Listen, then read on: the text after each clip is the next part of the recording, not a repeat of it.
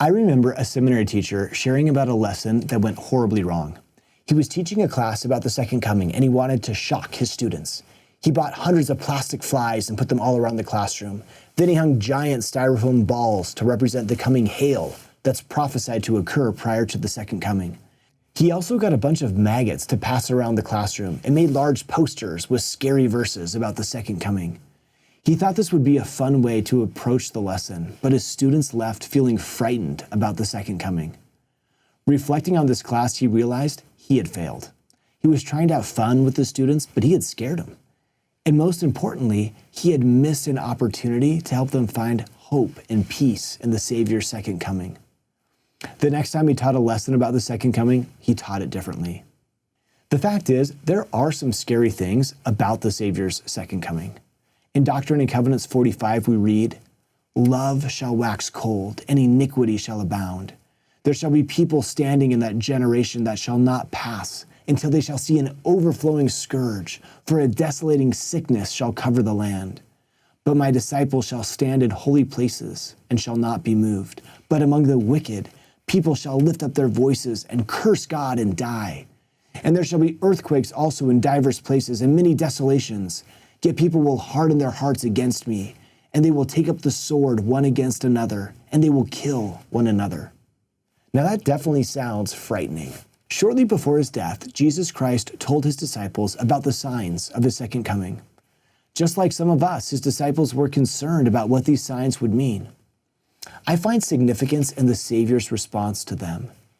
Be not troubled. That counsel applies to us today. The Savior has said, "Be not troubled, for when all these things shall come to pass, ye may know that the promises which have been made unto you shall be fulfilled." What a powerful phrase of comfort from Christ. The promises that have been made to us will be fulfilled. In a recent face-to-face event, Elder Ronald A. Rasband was asked a question, something like this from a young adult. "It seems like we live in such troubled times. Will there be opportunities for me to live a normal life, to get married, to have children?" Elder Rasband responded, I would say that people have been asking these questions for decades and decades of time.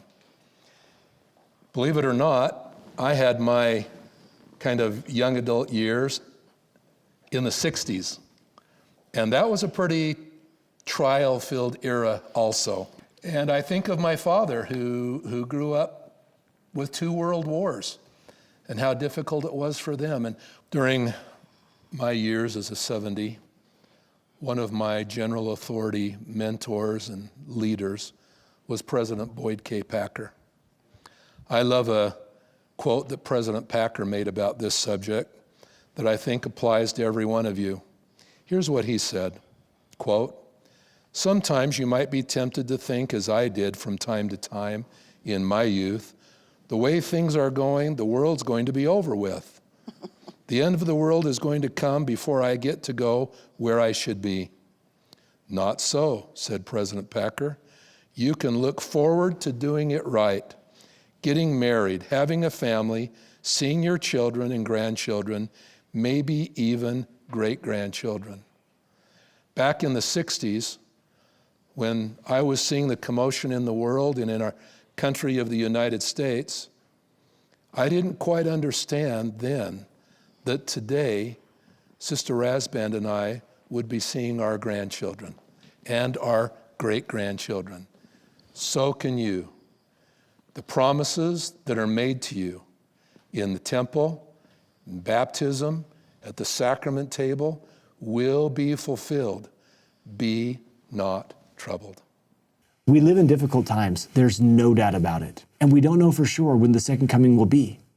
While many people have tried to point to specific dates or times, the reality is we just don't know. President M. Russell Ballard declared, "So can we use this scientific data to extrapolate that the second coming is likely to occur during the next few years or the next decade or the next century? Not really. I am called as one of the apostles to be a special witness of Christ in these exciting, trying times. And I do not know when he's going to come again. As far as I know, none of my brethren in the council of the 12, or even the first presidency, knows. And I would humbly suggest to you, my young brothers and sisters, that if we do not know, then nobody knows, no matter how compelling their arguments or how reasonable their calculations. The Savior said that of the last day and hour knoweth no man, no, not the angels of heaven, but my Father only. I believe when the Lord says no man knows, it really means that no man knows. You should be extremely wary of anyone who claims to be an exception to divine decree. Even though I don't know the date of Christ's second coming, I do know one thing. As the challenges around us increase in intensity, we can have hope in the words of our Savior. We can take heart in his statement, "Be not troubled." We can know that the promises which have been made to us shall be fulfilled. When we are on the side of Jesus Christ, everything will work out.